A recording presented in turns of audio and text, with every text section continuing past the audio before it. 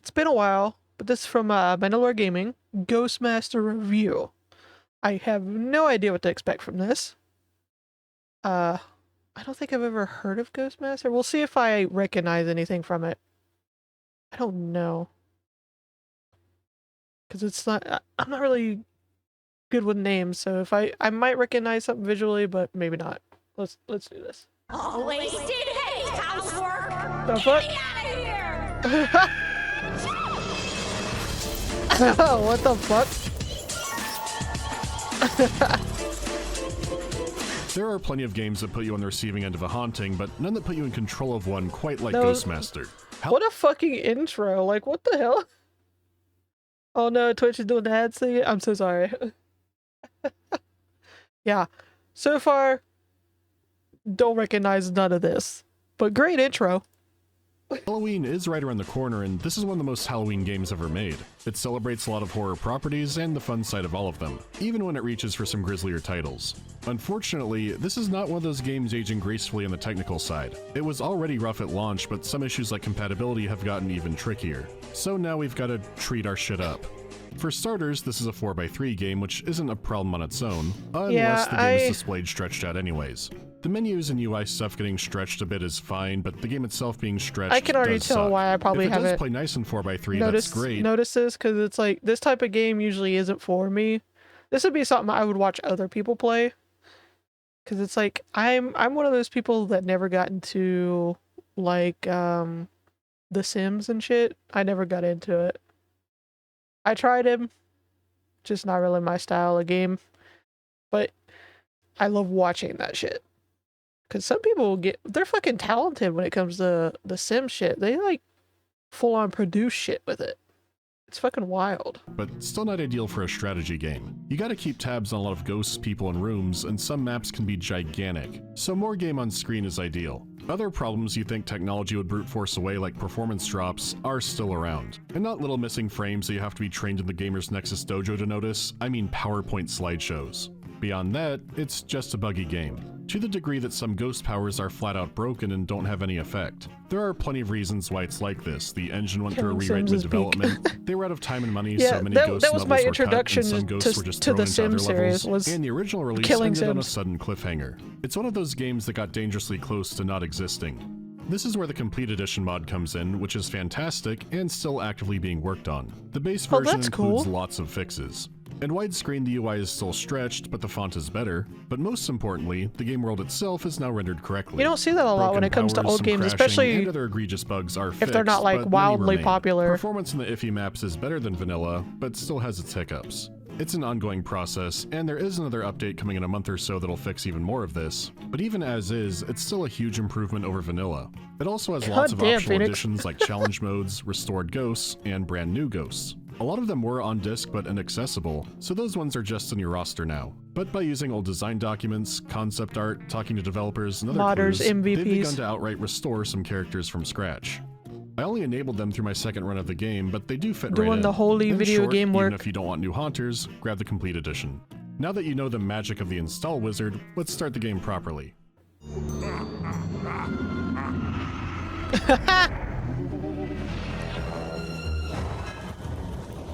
Love it. Ghostmaster takes place in the unassuming town of Graven Ville. Great amenities, nice people, and roughly 4 billion ghosts beyond the veil. With so many there, the Of local course. haunting committee has assigned you to be the Ghostmaster. You command the spirits during hauntings and help expedite the eviction process for the mortals. During off hours, you take a more traditional management role. All the undead can be trained and upgraded more at your home base, the Ghoul Room. So you get to experience feeling dead while working in management. And that Lovely. about does it. There is a story, but it's a very light one, which is fine because this is a game about driving people to madness with bagpipes.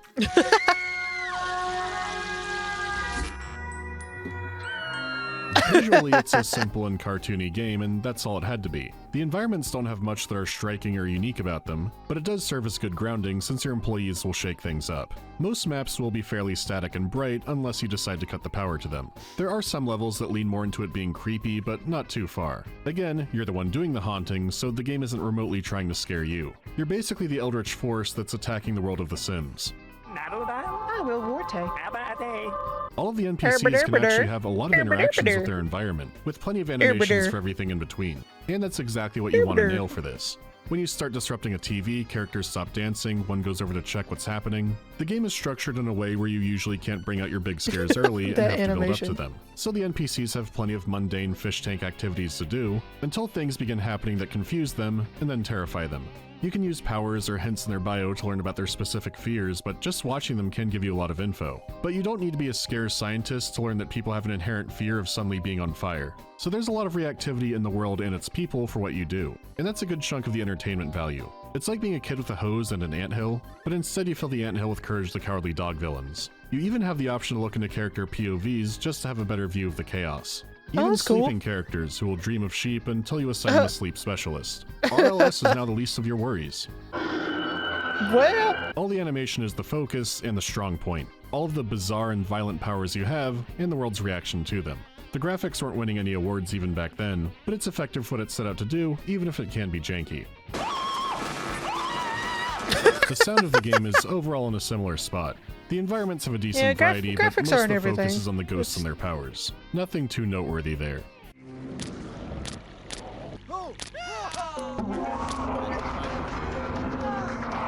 What is amazing is the game's music and how it's paced out with everything else. It's playful all the way through and sounds like something they'd play during a comedy silent movie. The beginning of a haunting just has a few stingers here and there, and then at the end, it's pure chaos. Scare and maybe kill. Trick them all.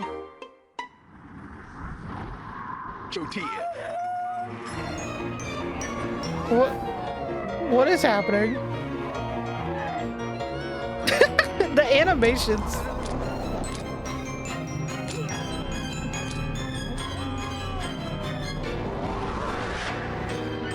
It has fantastic energy to it and really brings the whole game together. It's one of those games that you just cannot imagine with a different soundtrack.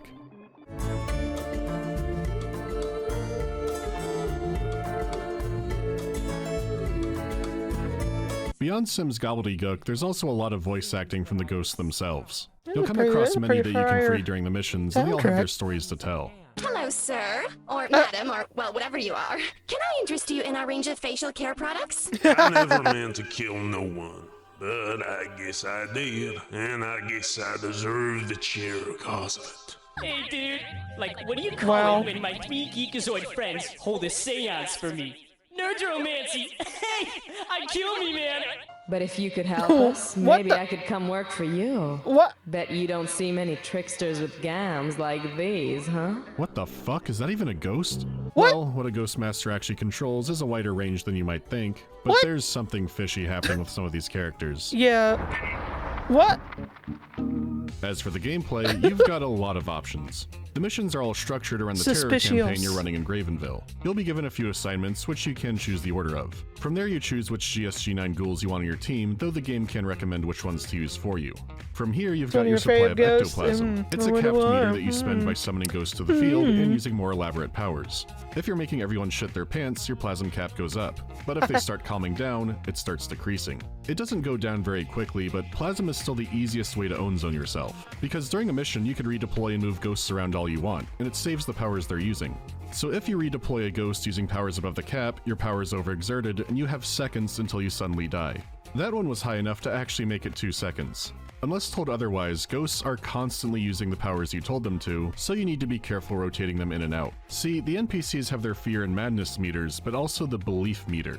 That means you can initially use cheaper spirits to help build the groundwork.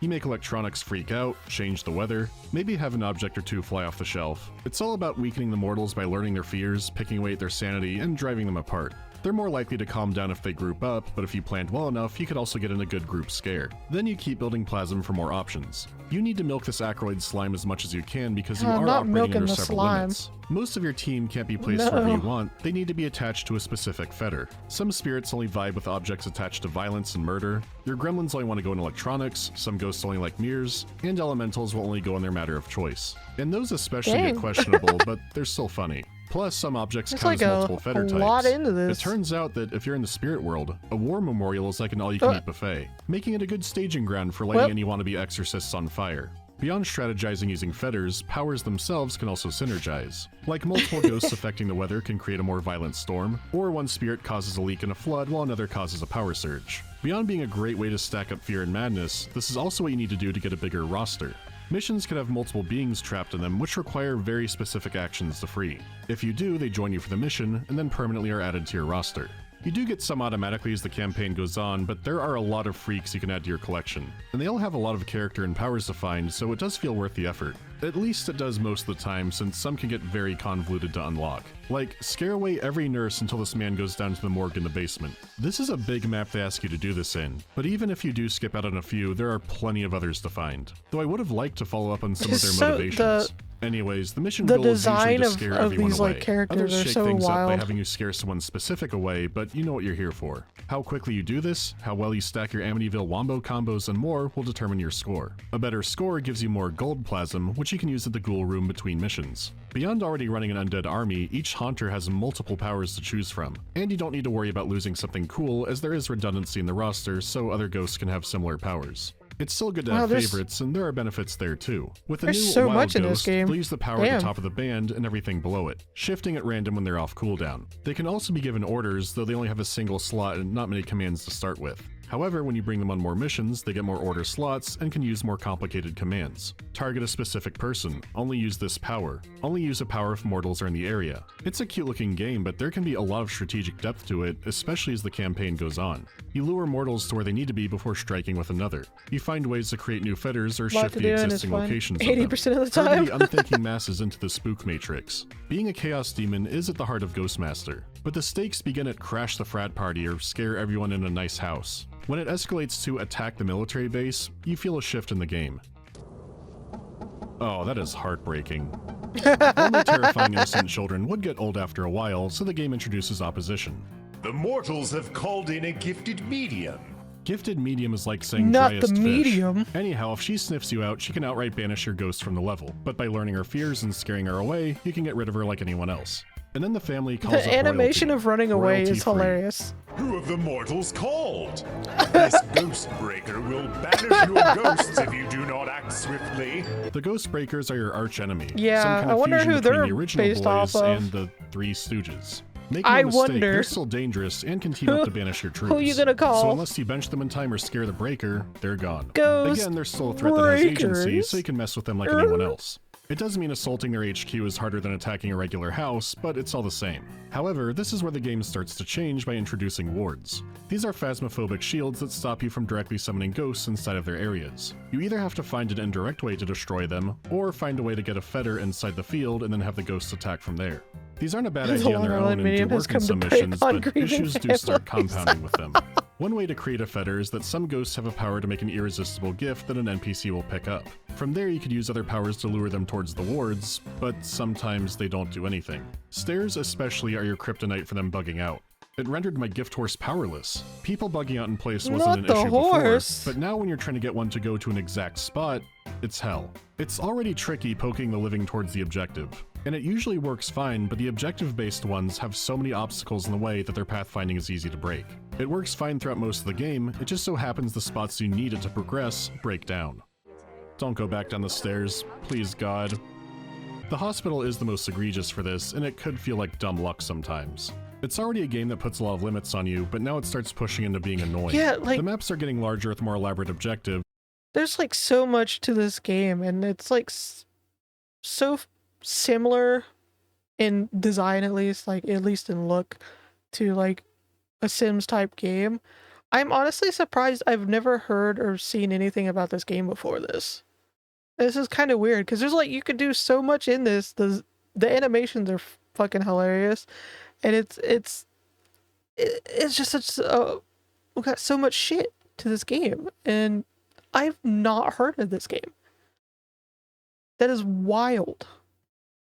It's And where you it's could just once knock weird. one out in a half hour or so, now it could be hours. It does lean into the strategy and puzzle side more, but doesn't feel that fun compared to earlier missions. It wasn't bad enough to where I wanted to drop the game, but if you picked it up to have fun scaring people in a fish tank, the ride ends here. It's also that the breakers and wards become your main opposition. And again, a lot was cut out here. They wanted you to face down Native American shamans, highly trained Jewish exorcists, Oh, no. feds, Areas could be haunted by a lone ghost or even an enemy ghost master, and you'd fight back and forth to try and manipulate the mortals. There would be other kinds of investigators and scientists who would convince NPCs it was all rational and make their belief go down. They had a lot of plans to make the challenges more dynamic, entire cut systems like anger that would affect the NPCs. It's pretty incredible just how much was in some stage of production, but this is what the game managed to ship with. And things weren't perfect up until this point either. For one, you can't investigate a level before deploying your haunters. So it's not clear who to pick, but the recommended spirits will be the ones that you need to free trapped ones in the level. There's some trial and error there. The basic camera controls are easy enough, but you'll be interrupted by reactions of people fleeing, and it's easy to skip over a cutscene if one pops up suddenly. You can feel the lack of polish constantly, but when it's fun, it's really fun. As for the story, like I said before, it's barren. It's mainly about freeing an entity called the Darkling, who is so powerful and evil that he'll be a great help to the team. There's also a mad scientist who wants to use him for his own means, but not much more to it than that. What is interesting is how the story progresses kind of in the background. A lot of the NPCs are recurring characters who will show up for multiple missions. In a mysterious cabin, you'll run into Bruce Elm. He's had a big night there, and later at the hospital, you can see he's been committed. They are just tiny blurbs, but there are a lot of evolving character relationships and bits like that in the background. It was planned for ghosts to be the same way, like you might see someone in town with the health of a Morton Joe, and then next level, he might be a ghost you can rescue. Instead, they're much tinier stories and lots of horror jokes. Bill Hudson in the hospital, Vasquez and Gorman were in an accident, and Burke has chest pain. Man, lots of aliens jokes this year. Wow. Anyways, the game originally ended on a cliffhanger where the Ghost Breakers bring an anti-ghost nuke into the city. The sequel would have dealt with this, but since that never happened, the final level became a free download. They brought the bomb to the ghoul room, and you have 30 minutes to disarm it and scare them all out. And they've brought their deadliest servant to bear. You must beware of a new threat. The Ghost Breakers have captured Astral, the Blue Board, and Alara to create a Stay Cold Ice Cream Man. To his credit, he is extremely deadly, unless you have a ghost that has fire. The hell? Magnificent work, Ghost Master. You have defeated... Honestly, the previous mission is way more of a pain. Infiltrating the wards is much less convoluted in this one. It's still not a level I ever replay, but it's a much better send-off than a to be continued. When they're all gone, the grand finale is all your ghosts get to go into the light. All of your ghosts. I guess making college kids shit their pants redeemed them. Yeah, because that's how it works. Yeah. This takes a while. It has a lot of problems, but Ghostmaster's still charming as hell. It is janky and clearly undercooked, but the idea behind the game is just so great. The Complete Edition team will keep adding features and polishing things up, but it's a real shame that this is the only game like this. Sure, it breaks down sometimes and a simple cutscene turns into something from a Bollywood soap opera, but there's still so much to like about strategically scaring people. It wasn't like they lacked ideas to add more to the formula either, they just couldn't carry them out. I did have a sliver of hope when Cabin in the Woods came out that maybe we'd get a proper successor, but there was no such luck to be had. If you can get it for cheap, it's definitely worth a shot. Parts of it are a mess, but you can't find a game that embodies the spirit of Halloween like this one does. Speaking of which, I still need to prepare for that. I'll see you when the hunt begins. Okay. Yeah, that's wild. I've never heard of this game. I don't remember seeing anything about it. What funny game broke me with laughter? I guess Limbo of the Lost counts? As a kid, there was a part in Armed and Dangerous that destroyed me too. Thoughts on candy corn? As a kid, I would only bite the yellow ends of them off like a little freak, but I don't eat it much nowadays. What is best in life? I would do that sometimes. I wouldn't just bite the one part and just throw it away. When I was little, I would try to eat it like one colored part at a time. Like the yellow, the orange, and the white. Like I would try to separate them with my teeth. It got harder after a while, so I kind of just ate the whole fucking thing usually. You know that answer already. Going to give the new Cyberpunk update a try. I did. I've always really enjoyed the story of that game, you did but that too? It just felt awful to play and was horribly buggy. I only came back to try a bit and I ended up sinking hours into it. I also didn't expect the return of Alien Isolation, so that was great. Which would be scarier to explore in real life, Subnautica or the forest? This question is a lot harder than I thought it would be, because I know what's in both those games.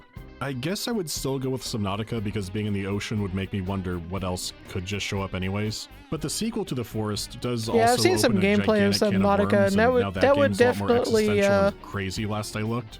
At the end of the day, though, I've still got to go with Alien Ocean. So the real answer is Barotrauma. the cleansing flame, the burning prison. Thank you for your aid, Ghost Master. I still don't get it.